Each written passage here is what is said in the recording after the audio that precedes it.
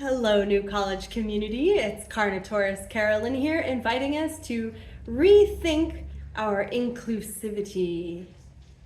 Dear alumni, we have a long-standing tradition at New College of Florida of welcoming into our community anybody who's driven to learn and to shape their own discourse as an empowered learner. Admission into New College used to mean something. That you had demonstrated to the admissions committee your ability to write, that you had expressed a passion for learning and an idea of how you would learn independently. It used to mean that you had shown your ambition with your decisions in high school and your performances under pressure. You chose that you wanted to participate in a residential academic lifestyle where you had shared experiences, direct democracy, community, the beauty of the nature preserve of the Bayfront, where we potlucked to share sunsets together or wandered by ourselves in meditation among the trees. It used to mean that you were experiencing an academic program that you had designed in dialogue with an admired PhD faculty sponsor who was signing on as your accountability buddy and approving or denying your proposals. Whew, that was so intense. Even if you dropped out after one semester, you knew that you were blowing in the four winds forever. Floundering in the abyss of the null set, the ever-pounding question of what are your beliefs and desires, your goals and passions? But now that has changed. Students are admitted to New College automatically by completing community college. Students design their contracts with an advisor over the summer, from the comfort of their parents' homes, choosing from a highly limited menu of general education courses.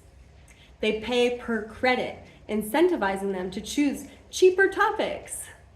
Students get grades now for taking classes, incentivizing them to take classes where they'll get an easy A.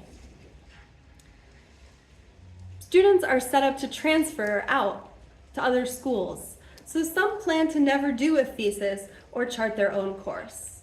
Things in New College have changed drastically.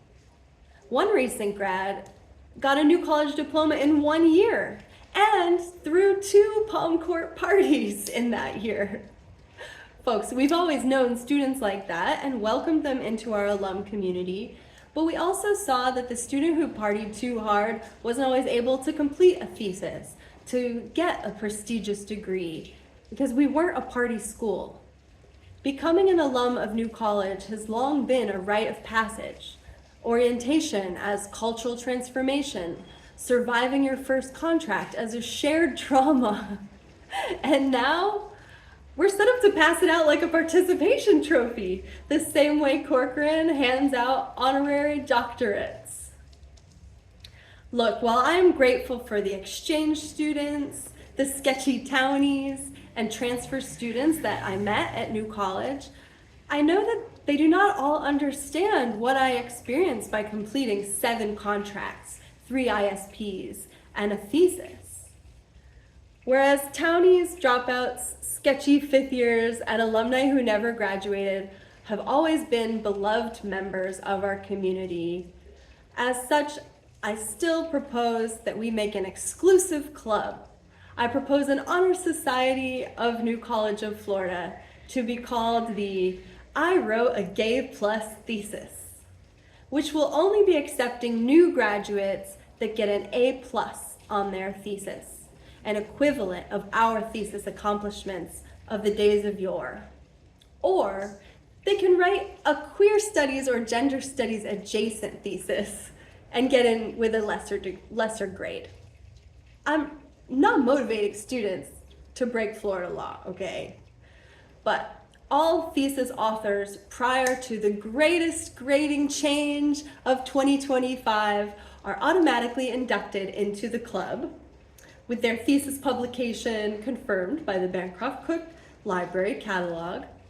You are grandfathered in as a gradeless inductee whose thesis was absolutely worthy of a gay plus grade. Yeah, welcome. to our exclusive club. You can be kicked out though. If you say real bad hate speech or vote with fascists to deny tenure or fire women without cause, you know, it's exclusive.